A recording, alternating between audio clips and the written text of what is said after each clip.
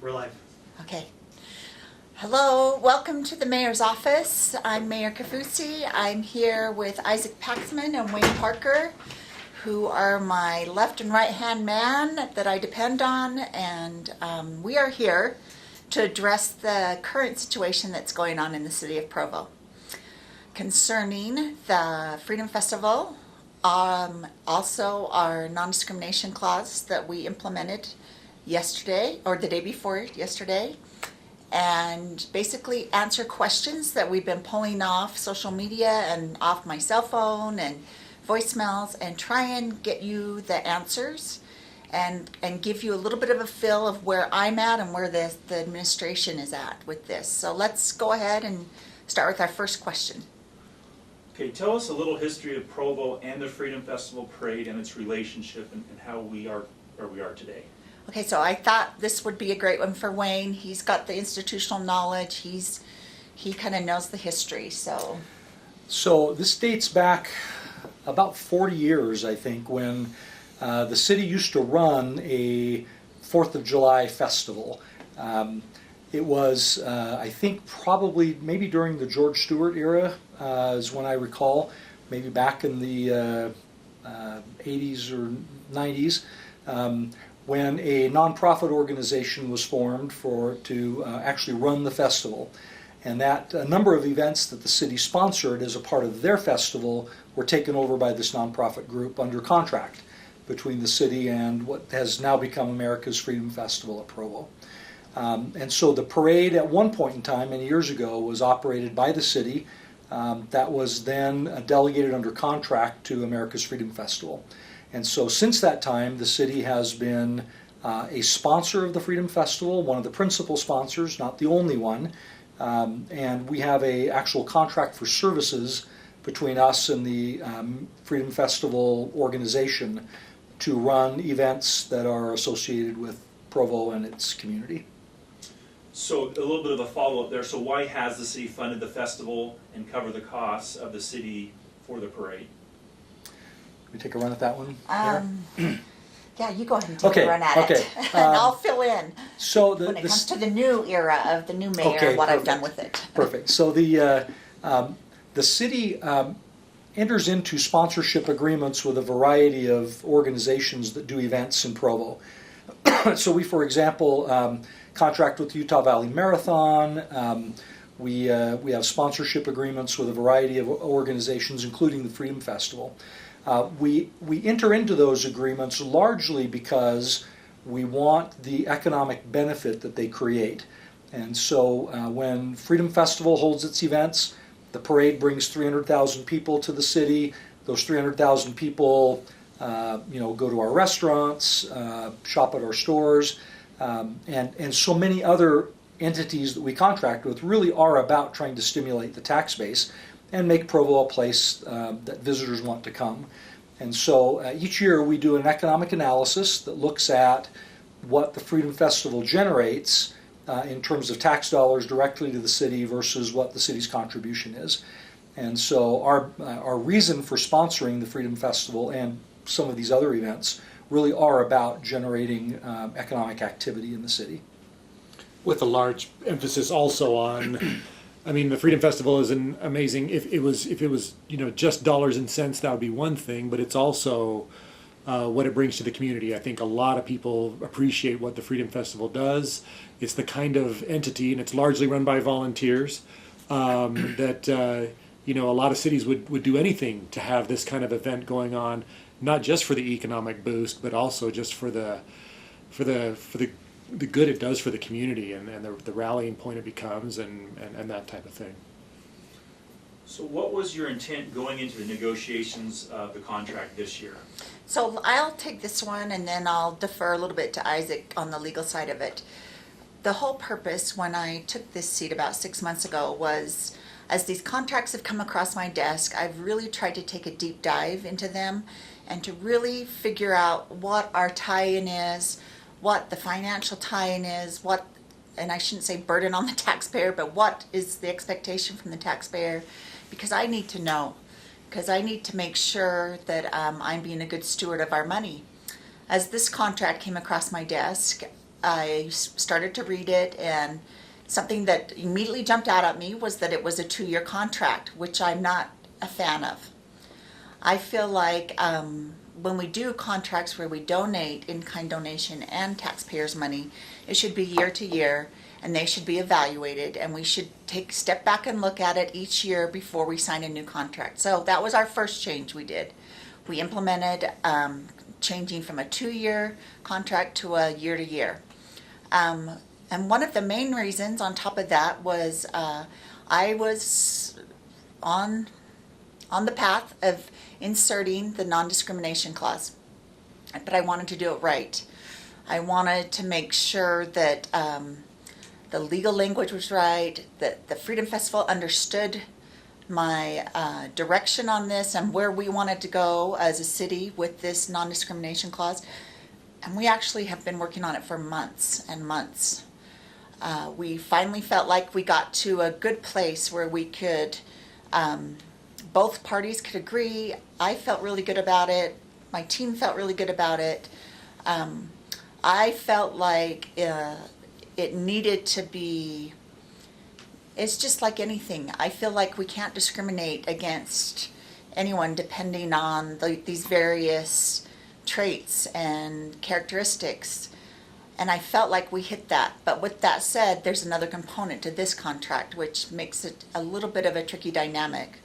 Although I just, with everything in me, would like the Freedom Festival Committee and Board to come together and let's resolve this. Let's take it to a higher level. We're down here in the fray, and it's not a good place to be.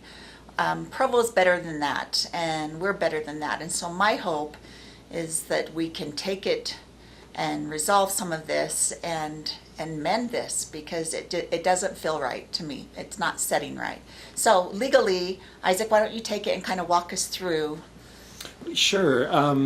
Just from a real basic standpoint, you look at the parade law, and we did that. We wanted to make sure we understood where we were on this. And one thing that really jumped out at us early on is that, even with a non-discrimination clause, no one, whether you're, brown, black, white, whether you're male, female, straight, gay, even with an anti-discrimination clause, no one gets kind of this absolute right to be in the parade. And so that was a light bulb, I think, for all of us that, this doesn't, I think a lot of voices in the community think that with a non-discrimination clause, any group that wants in should be in. And that's certainly not what the case law says, and that's not probably how it should work, because you try to imagine a world where anybody can be in a parade, and that's a strange situation. And so we recognized that, and I think those probably from the county with their clause probably recognize that as well, that an anti-discrimination clause is not a you must include this group or you're violating. So, and I think what the Freedom Festival has done, and I haven't seen the specifics, but from what I understand, they've kind of really tailored their criteria. And that's their prerogative to tailor what they want. I think they're trying to really emphasize patriotic entries. And if that's the grounds for excluding these folks, okay. But our message has also been, what happened with Encircle is really unfortunate and awkward from any point of view. When you have someone who was told they're going to be in the parade, gets ready to be in the parade, spends the money to be in the parade, and then gets pulled out, that's an awkward thing that has generated a lot of the attention on this. So can't we find a way to do something to give them a leg up on this application process, help them get in, and let's make it a great and positive entry that we can all celebrate. And that's kind of been our message. And people can say, well, why don't you just force them to include this group or that group? And that's an interesting question. And I think the fundamental answer is that's not a role that Provo is prepared to take, is to decide which entries are in or out. Let's suppose we do it for one, and then some other group comes in and says, we need to be in as well. Well, suddenly Provo is now the parade organizer, and that's not something we're ready to do. What we're comfortable with is you ought to honor the law that is honored when you're going and applying for a job at the post office. You can be turned down for lots of reasons, but you can't be turned down for your gender. You can't be turned down because of your sexual orientation. And that's the footing we put this on. And that was a big and bold move of the mayor to do, with a lot of voices saying, don't do it, don't put that clause in. Well, she used her clout and she did her persuasion and she worked with the Freedom Festival and got to a point where we got that clause in.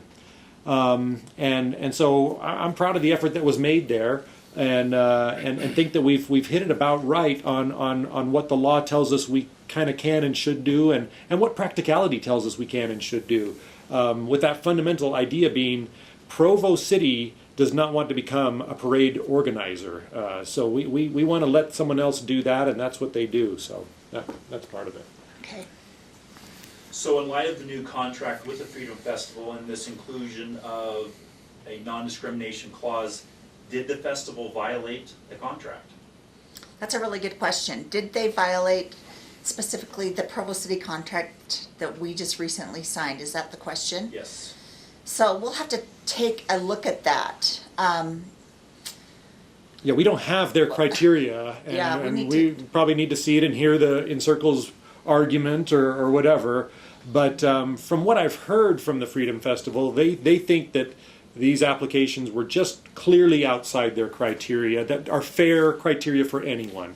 And I think the Freedom Festival's position, and I don't want to make their argument for them, but I think their position is going to be, hey, if you'll fit in this box, you're in just like anybody else. But we don't have the details on that, and so we need to look at it. It's a great question, and it's one we'll definitely take a look Yeah. at.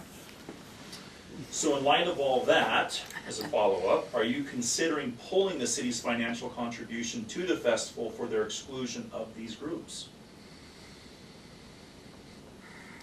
First, let me just say, my first thought is I'm going to call out the Freedom Festival and say, please come to the table.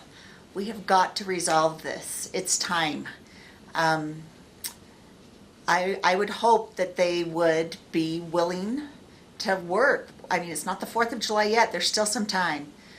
What's your take on that, Wayne? Well, I think we are under contract. We are actually already under contract for this current fiscal year, which ends the 1st of July or the 30th of June. We are now under contract for the next fiscal year. So I think given our obligations under the contract, we're probably locked in for this current Freedom Festival cycle. But it certainly raises the question about what's the appropriate level of public funding given the Freedom Festival's stance on these and other issues. That's a public policy issue. As Isaac articulated, it's pretty clear in the case law that the city cannot force a private entity, even if they're operating on publicly owned land, to violate their own freedom of free speech and assembly. That's not within our prerogative under the Constitution. But that also doesn't mean that we need to fund organizations who take the posture that the festival has. That will be a public policy discussion and decision. It'll be made by both the mayor and the city council, and incidentally, the county commission will be having a similar discussion about their arrangement with the festival, and I think that's all up to the public policy equation that we'll be talking about. But I think for the current year, we're under contractual obligation to provide the funding we've outlined. Just a couple more questions. Mayor, would you have a message for both the organizers and for In Circle? Yeah, so the great thing is I am close to both sides and comfortable talking and having these hard discussions with both sides. I've been talking to In Circle since yesterday. This is just very upsetting to them, and I understand that. The Freedom Festival, I'm not going to lie, I was a little surprised when this came out. I'm not going to lie. It kind of took my breath away for a minute because I felt like we've worked so hard to take, 2 steps forward, and I kind of felt like this was a little bit of a step back.